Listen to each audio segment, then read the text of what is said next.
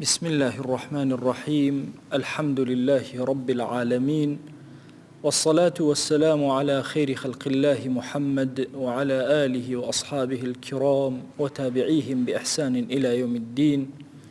ربنا أرنا الحق حقا وارزقنا اتباعه وأرنا الباطل باطلا وارزقنا اجتنابه.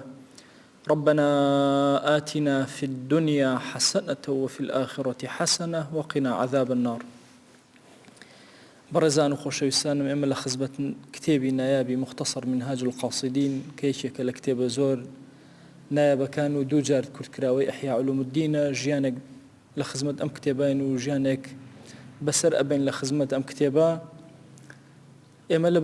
لە بەشی چوارەمی ئەم کتێبان کە کاتە بەشی منجیات واتە ئەو شتانەی کە ڕزگارت ئەکەن، لەوەشە گەیشتونێتە سەر بابی مەحەبەت، خۆشەویستی و شەوق و لیقا بۆ خوا جەل جەلالوه، چۆن ئینسان ڕزگار ئەکات و ناجی ئەکە. لە دەرسی پێشوە ئیمامی غەزالی باسی هۆکارەکانی خۆشەویستی خوای بۆ کردین. فەرمووی هۆکارەکانی خۆشەویستی خوا جەل جەلالوه لە دوو خاڵا کۆ ئەبێتەوە. یەکەمیان چەندێک ئینسان عیلاقەی خۆی لەگەڵ دنیا ببڕێ، لەگەڵ نیعمەتەکان ببڕێ و منعیم ببینێ، ئەوەندە زیاتر مەحەبەتی خوای زیاتر ئەبێ. فەرقی نێوان کافر و موسڵمان تەنها ئەمەندەیە: کافر سەیری نیعمەتەکان ئەکا، موسڵمان سەیری منعیم ئەکا، ئەو کەسەی کە نیعمەتەکەی بەخشیوە. دواتر خاڵی دووهەمی بۆ باس کردین، فەرمووی چەندێ معریفەتت بەخوا زیاتر بێ و زیاتر بیناسی، ئەوەندە زیاترت خۆشەوێ. کۆمەڵێ نمونەی بۆ هێناینەوە کە سەرنجمان ڕابکێشێ. ئەگەر سەیری خۆرکەین، ئەگەر سەیری ئادەمی بکەین، ئەگەر سەیری هەموو مەخلوقاتەکان کەین، ئەگەر بین بچووکترین مەخلوق هەڵبژێرین کە مێشولەیەکە و سەیریکەین، یا سەیری گوڵستان و ژیانی هەنگێککەین، لەوێەوە معریفەتمان بۆ خوا جەل جەلالوه چەند زیادەکە و چۆن خوا ئەناسین و چۆن کە معریفەتمان زیاد بوو مەحەبەتمان بۆ خوا زیادە بێ. و ئەوەش بریتە لە عەقیدەی ئیسلامی و دامەزانی عەقیدەی ئیسلامی لە دڵ دەرونی ئینسانی موسڵمانە. ئەمڕۆ ئیمام ئەوێ باسی ئەومان بۆ بکە بۆچی خەڵک لە نێوان یەکترە پلەبەندیەک هەیە، ئەزانی کەسێک خۆشەویستی زۆرترە، کەسێک کەمترە. هۆکاری ئەمە چییە؟ ئایا مەحەبەت صفەتێکی ثابت نییە لە دڵە؟ بۆچی لە هەنێک کەسا زیادەکە و لە هەنێک کەسا کەمەکە؟ و هۆکاری ئەم زیادی و کەمەیە چییە؟ ئەفەرمێ فەعلەم ئەن الناس مشتەریکون فی ئەصل الحب. بزانە هەموو خەڵک ئیشتراکیان هەیە، هەموو مشتەرکن یا مشتەرەکن لە چیا؟ لە ئەصلی حب و خۆشەویستیە. چکە مەسەلەی حب لە دڵە، ئەگەر زەڕەیەک بێت، ئەگەر کێوێک بێ، لە ئەسڵەکەیە کە زەڕەیەکە هەمومان ئیشتراکەکەین، هەمومان پێکەوە. لكنهم يتفاوتون لتفاوت المعرفة. جیاوازی لە نێوان خۆشەویستەکانیانە ئەبێ بە ئەندازی ناسینی زیاتر. فكثير من الناس ليس لهم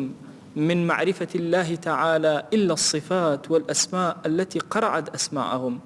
أفرمي هندي لخلشي تنها أوان دخواي ناسيوا، هندي أسماء وصفاتي برجوه كوتوا، هر أوي كبرجوه كوتوا أوان دخواي ناسيوا زياتر نازاني. بەڵام کەسێک کە عالیم و چاوی کراوەتەوە کە هەموو سونعەتەکانی خوا سەیرەکە لەسەر زەویە، هەندێک جار عەقڵی خەریکە ئەوەستێ لە ئاز دەسەڵاتی گەورەی ڕەب العالەمین، هەتا زیاتر نیعمەتەکانی خوا ئەناسێ، زیاتر عەزەمەتی خوا لە دڵیا تەسبیت ئەبێ، زیاتر خۆشەویستی خوا لە دڵیا گەشە ئەکا. دەی ئەم ناسینە وای لێ ئەکات کە زیاتر بە دوای سونعەکانی خوایە بگەڕێ، بچێ بە دوایانە لێکۆڵینەوە بکە، هەتاوەکو ئەگاتە بەحرێکی بێپەی، بەحرێکی بێکەنار. چونکە مەسەلەی مەخلوقاتی خوا ئەندازەی نییە. ساڵانە ئێمە ئەزانین دەیان جۆری نوێ لە مەخلوقاتی خوا لەسەر زەویە ئەدۆزرێتەوە، هەتا ئێستا ئینسانیت پێی پێ نەبردووە. لە ناو دەریاکانە، لە دەرەوەی دەریاکانە، ورد و گەورە و بچووک و ئەنواع و ئەشکاڵ. ساڵانە چەندین هەسارەی تازە ئەدۆزرێتەوە کە ئینسانیت پێشتر عەقڵی پێ نەشکاو یا دەرکی پێ نەکردبوو. دەی هەموو جارێک کە عیلم پێش ئەکەوێ، ئەندازی ئەوە عەقیدەی موسڵمانان ثابت و ڕاسخە بێ. بۆیە زۆر کات ئەوترێ باشە موسڵمانان چۆن ئەتوانن لەگەڵ ئەم مەوجەی پێشکەوتنە بچن بەڕێوە. چۆن ئیسلام ئەمڕۆ یەکەمین دینەکە لە هەموو جیهانە، ڕۆژ بە ڕۆژ گەشە زیاتر ئەکا، بەهێزتر ئەبێ. کام شوێنە عیلم تایە زۆرتر ئەبێ، ئیسلام زیاتر پێی خۆی تیادا ئەکوتێ. چکە هۆکارەکە ئەمەیە چەندێ معریفەتی خوا لەسەر زەویە زیاد کە ئەوەندە زیاتر عەقیدەی ئیسلامی دائەمەزرێ بۆیە عیلم بۆ کوێ ئەڕوا با بڕوا نهایەتی عیلم گەیشتنە بە خوا جەل جەلالوه بۆیە زانایان هەمیشە یعنی ئێستا ئەگەر دیراسەیەکی ورد بکەین بزانین مێژووی ئومەتی ئیسلامی چی کردووە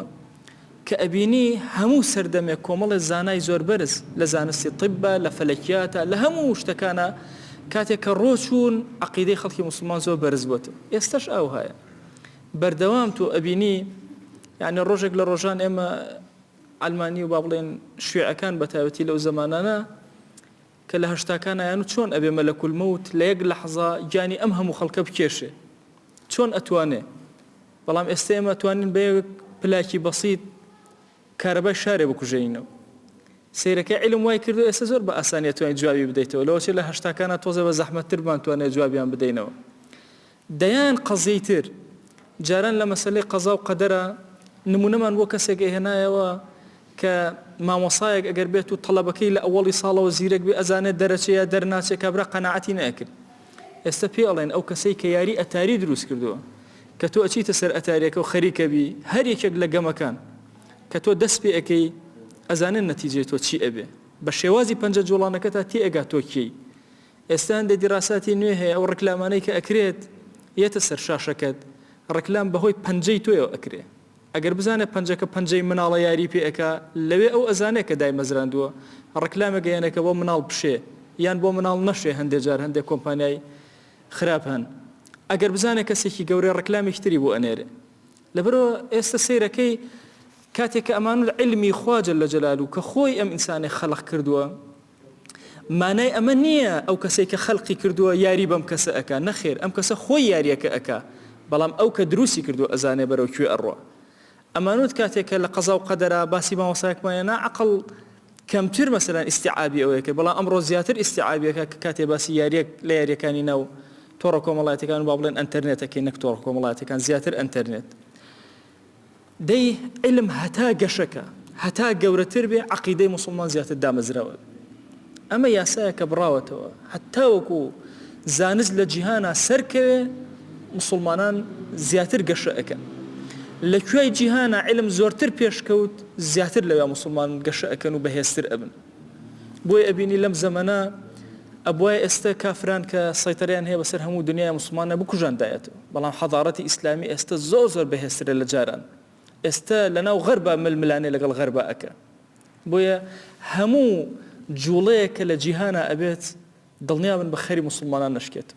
ئەمڕۆ ئەوەی کە زۆر باسە لە مەسەلەی فەڕەنسا و ماکرۆن و هێرش بۆ سەر پێغەمبەری خوا صلی الله عليه و آله وسلم زەڕەیەک لەوانە ترستان نەبێ ئێمە بە ئەندازی خۆمان دیفاعەکەین لە پێغەمبەری خوا صلی الله عليه و آله وسلم ئەوەی پێمان بکرێ وحدەتی مسلمانان بۆ بایکۆتێک لەسەر نەکڕینی شتانی فەڕەنسی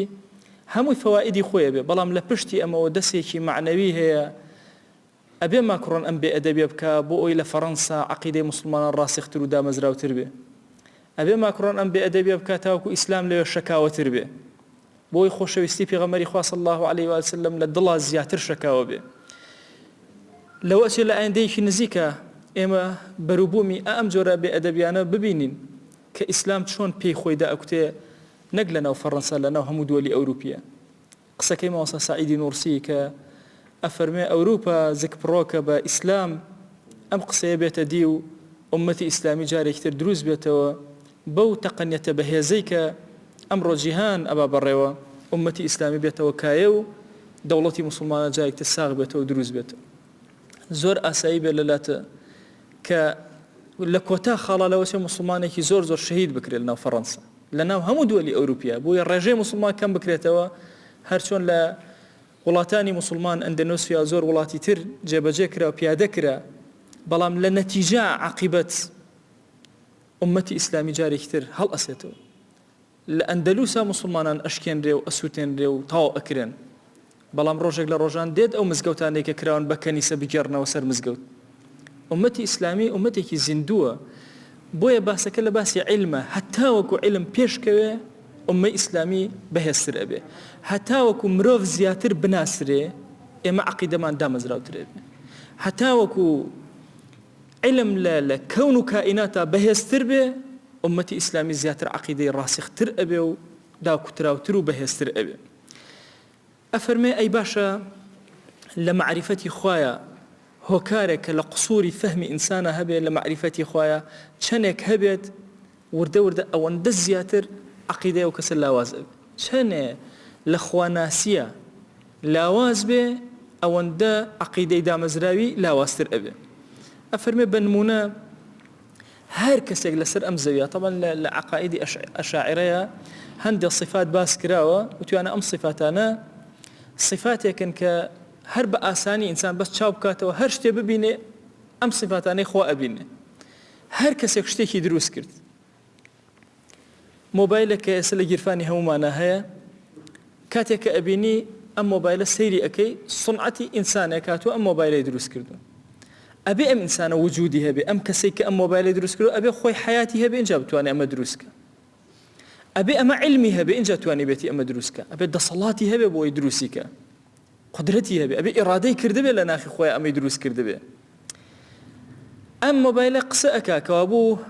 ئەبێ ئەو کەسەی کە دروستی کردو خۆشی قسەزان بێ بزانێ ئەم بەڕامیجانەی تیادا بنێ خاوەنی بەڕامیج بێ هەموو ئەمانە لە مۆبایلێکی بەسیتەوە تۆ خاوەنەکەی ئەخوێنیتەوە ئەم صفەتانە لە خاوەنی ئەخوێنیتەوە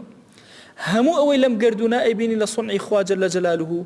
خوا جەل جەلالوه ئەم صفەتانە ئەخوێنیتەوە تیایە کاتێک لە بەردەم گوڵێکە ئەوەستی ئەبینی مادام گوڵێک وجودی هەیە ئەبێ خاوەنەکەی کە دروستی کردو وجودی هەبێ مادام جوانە ئەبێ خاوەنەکە جوان بێ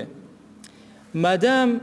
ئەبێ خاوەنەکە علمی هەبێ کاتی ئەم گوڵی دروست کردووە چەنێ ئەژی چۆن ئەژی چەنێ بڕەکە چۆن ئەکەوێتە خوارەوە چۆن جارێکتە سەوزە بێتەوە ئەبێ ئیرادەی کردبێ ئەبێ قودرەتی کردبێ ئەبێ سەمیع بێ ئەبێ بەصیر بێ ببینێ بیسا بێ بینا بێ ئەمە لە مۆبایلەکەەوە تۆ دەستەکەوێت کە ئینسانە دروستی کردووە لە کەون و کاینەتشەوە خواناسی پێ ئەەکەی خوای پێ ئەدۆزیتەوە بۆیە ئەفەرمێ زۆرێک لەم شتانە بە حەواسی خەمسە دەرک ناکردن پێشتر شوێعەتەکان با بڵێن دواتریش هەندێک لە ئەلمانیەکان ئەویان زۆر ئەدا بەڕووی ئێمە ئەنو خوایەکی نەبینرا و هەست پێ نەکرا و چۆن ئیمانی پێبێنین ئەڵێن بە مجەڕەدی عەقڵی ئینسان چونکە ئێمە حاسەکانمان هەن حاسە زاهریەکان حاسەی عەقڵمان هەیە لە هەمووی گرنگتر لە ئینسانە چونکە حاسەکانی تر ئاژەڵەکانیش هەیەنە حاسەی بۆن ئاژەڵ هەیەتی حاسەی چێژوەرگرتن ئاژەڵ هەیەتی بینین ئاژەڵ هەیەتی بیستن ئاژەڵ هەیەتی لەم سودەست لێدان ئاژەڵ هەیەتی هەستی پێەکە حاسەی عەقڵ لە هەمووی گرنگترە تۆ ئەم مۆبایلە لە بەردەستایە بعلم ئەزانی کە ئەم کەسەی دروستی کردووە وجودی هەیە بعلم ئەزانی ئەم کەسەی دروستی کردووە خاوەنی علمە بعقلی خۆتە دەرەک ئەەکەی کە ئەمە ئیدراکی هەیە ئەم کەسە توانای هەیە قودرەتی هەیە توانیوێتی ئەم کارە دروستکە دەی کاتێک کە لە بەردەم ذاتی پاکی ئەڵڵایە ئەوەستی و صفاتەکانی ئەخوێنیتەوە لە گردوونە پێویست بە حەواسی خەمسە ناکە حەواسی خەمسەوەی کە باسی کە لە ئاستی ئاژەڵایە چونکە عەقڵ تاکە شتێکە کە ئینسان جیا ئەکاتەوە لە هەموو ئاژەڵەکان لە خارجی حەواسی خەمسیشە بۆیە ئێمەی موسڵمان ئەوێ بەڕاستی عەقیدەیەکی ڕاسیخمان لە بەرامبەر خوایە جەل جەلالوه هەبێ کاتێک کە ئەم هەموو بەرد و دار و ئەم هەموو کڵۆ گوڵ و ئەم هەموو دار و درەخت و ئەم هەموو ئاژەڵ و ئاسمان و زەوی و ئەم هەموو هەسارە و ئەم هەموو وشکانی و دەریا و هەموو ئەوانە ئەبینین لە یەکەمین سیرکردنا نانا سەیری خۆمان کاتێک کە ئەەکەین و جسمی خۆمان ئەبینین و ژیانی خۆمان و گۆڕانکاری لە دڵمانە ئەبینین هەموو ئەمانە دەلیلن لەسەر خودایەک جەل جەلالوه کە تا ئێمە لێ بکۆڵینەوە معریفەت و خۆشەویستیمان بۆ ئەو زیا ئەبێ هەموو ئەوەی لەم جیهانە ئەیبینی هەمووی ئەمانە شاهیدی بۆ خوا ئەدەن و ناتقن ئەگەر گوێی دڵت کەیتەوە لیان ئەبیسی هاوار ئەکەن یا ئەڵڵاه دەی هەموو ئەم وجودانە لەسەر زەویە کاتێک کە تۆ بە چاوەکانت ئەیبینی ئەم مەوجوداتە هەمووی هاوار ئەکا کە خالیقێکم هەیە مدەبیرێکم هەیە ئەم جوڵێنێ سکونم پێ ئەکا هەموو شتێکی من لە دەستی ئەوایە هەمووی دەڵال لەسەر ئەو ئەکا هەموو ذڕەیەک لەسەر زەوی بە زمانی حاڵی خۆی هاوارەکە خۆم بۆ خۆم نەبووم کەسێک دروستی کردم دەی پێویستم بەوە بوو کە کەسێک بمهێنێت دەی هەموو عقلێکی سەلیم لە ئینسانە ئیدراکی ئەمەکە کە خوا جەل جەلالوه وجودی هەیە ئەی بۆچی جاری وهەیە ئەمە کەسێکی دانا زانا ئەبینین ئیمان ناهێنێ کەسێکی فیزیایی گەورە ئەبینین ئیمان ناهێنێ کەسێکی طەبیبی زۆر گەورە ئەبینین ئیمان ناهێنێ ڕەحمەتی خوا لە غەزالی بێ نمونەیەکی زۆر جوانە هێنێتەوە ئەفەرمێ سیرکەن شەمشەمە کوێرە ئەفەرمێ شەشەم کوێرە کە خۆر نابینێ کەی خەتای خۆرە خەتای خۆر نییە خەتا لە خۆیەوەتی کە نابینێ ئەفەرمێ لە جوانی شەوقی گەورەیە و لە کزی چاوی خۆیە ئیدراکێکی بچووک لە عەقڵیان نییە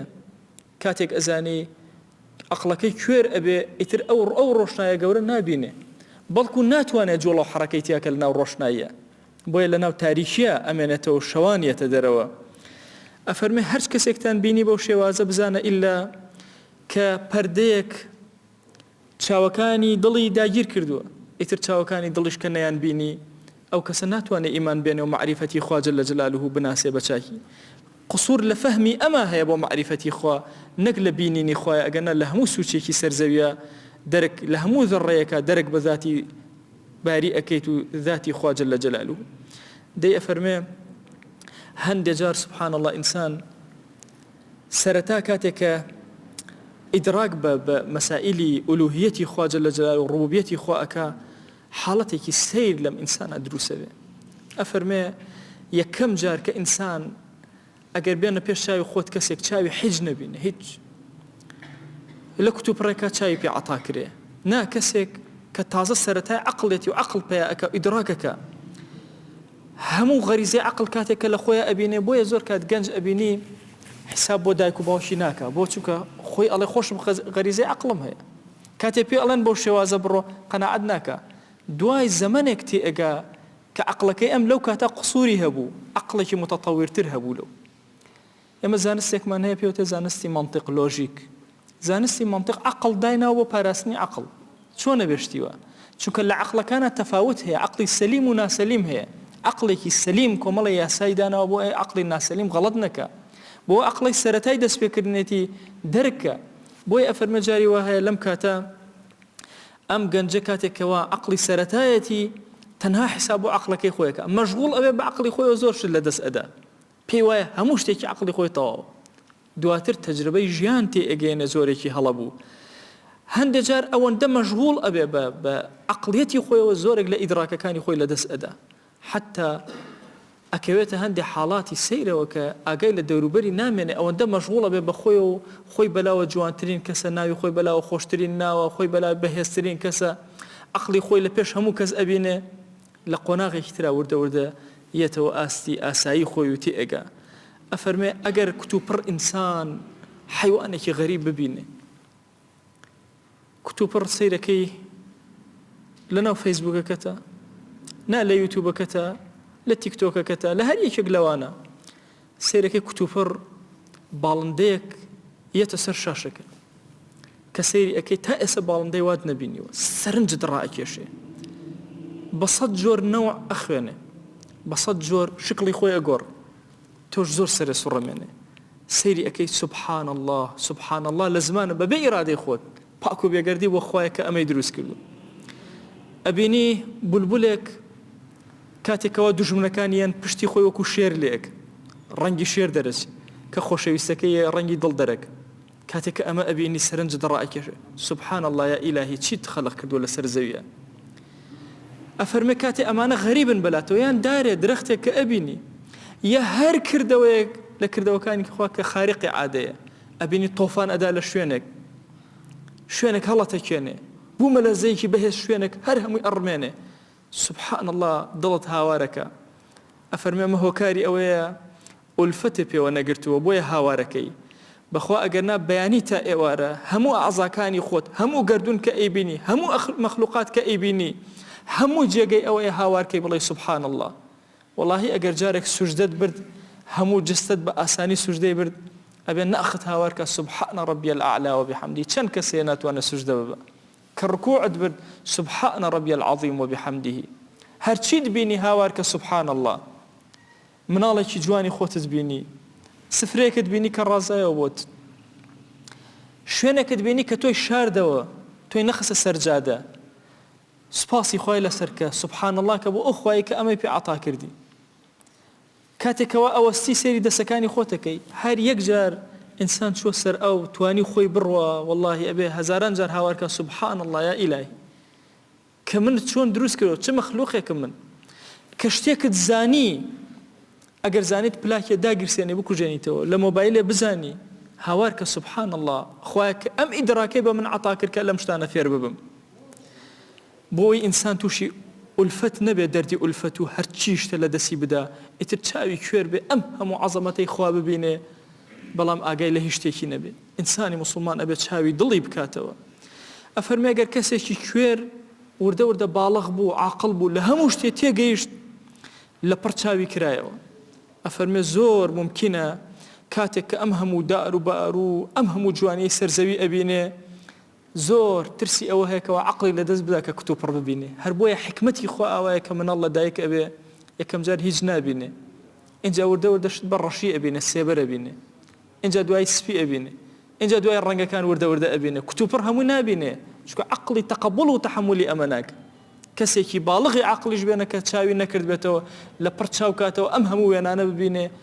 سەرگەردانە بێ نازانێ سەیری چیکە لە عەزەمەتی خوایە سوژدە ئەبە دەی ئەفەرمێ ئەوە لە هەموو ئینسانێکە بۆ هەموو شتێک ئەبەو شێوازەیە بەخوا ئەبێت چاوی دڵمان کەینەوە هەتاوەکو معریفەتی خوامان زیاد بێ محەبەتی خوا لە دڵمانە زیاد ناکە بەم چاوکردنەوەی نەبێ عەقیدە لە نەخمانە ناچەسپێ بەم چاوکردنەوە نەبێ والله ئینسانی موسڵمان ئەگەر چاوی کردەوە عەقیدەیەکی زۆر جوان لە دڵ و دەرونیادا ئەمەزرێ بەخوا ئەگەر چاوت نەکردەوە چەند کتێبی عەقیدە بخوێنی سوودی لێ وەرناگری ئەبێ چاوی دڵت کەیتەوە ئەبێ دەسەڵاتی خوا ببینی ئەبێ عەزەمەتی خوا جەل جەلالوه ببینی خوای گیان ئێمەی گوناهباری خەجاڵەتبار داوات لێ ئەکەین و لێت ئەپاڕێنەوە و لێت ئەلاڵێنەوە یا ربی خوایە ڕەحمەت و بەزەی و میهرەبانی خۆت بەسەرمانە ببارێنە یا ربی خوایە عەفومان کە و لەسەر جەم گوناهەکانمان ببورە دەرگاکانی خێر بەسەرمانە واڵاکە یا رب العالمین یا ربی خوایە لە گوناهی خۆمان و دایک و باوکمان ببورە یا ربی خوایە سەرفرازی ئەم دنیا ئەو دنیامان کە یا ربی خوایە لە دەرد و بەڵاو مصیبەتەکانی ئەم دنیا ئەو دنیا ڕزگارمان کە یا ربی خوایە هەر چاکەیەک پێغەمبەرگیان صلی الله علیه و آله وسلم داوای لێ کردووی ئەمەش داوات لێ ئەکەین و پێمان عەتاکە هەر خراپەیە ئەو خۆشەویستەمان پەنای پێگرتووی پەنات پێ ئەگرین و پەنامان بدە یا ربی خوایە داوات لێ ئەکەین بە ناوی جوانت بە صیفەتی بەرزت بە ئیسمی عەظەمت خوایە لە گوناهی ئەم مردوومان ببورە یا رب العالمین یا ربی خوایە لە گوناهی تەواوی مردووەکانی ئومەتی پێغەمبەری خوا صلی الله علیه و آله وسلم ببورە یا ربی خوای گیان داوات لێ ئەکەین بە ناوی جوانت بە صیفەتی بەرزە بە ئیسمی عەظەمت دەرگاکانی خێر بەسەرمان ناواڵاکە سەرفرازی ئەم دنیا ئەو دنیامان کە عاقبەتمان پڕ خێر و بەرەکەت کە یا ربی خوای لەم دنیا دەرمان مەکە بە ئیمانەوە نەبێ لەم دنیا دەرمان مەکە بە شایەتومانەوە نەبێ یا ربی خوای لەت ئەپاڕێنەوە لەت ئەلاڵێنەوە بە گەورەی و ڕەحمەتی خۆت خوای لە گوناهی ئەم مردووە و تەواوی مردووی موسڵمانان ببورە آمين آمين والحمد لله رب العالمين وصلى الله على سيدنا محمد وعلى آله وصحبه وسلم تسليما كثيرا أبدا إلى يوم الدين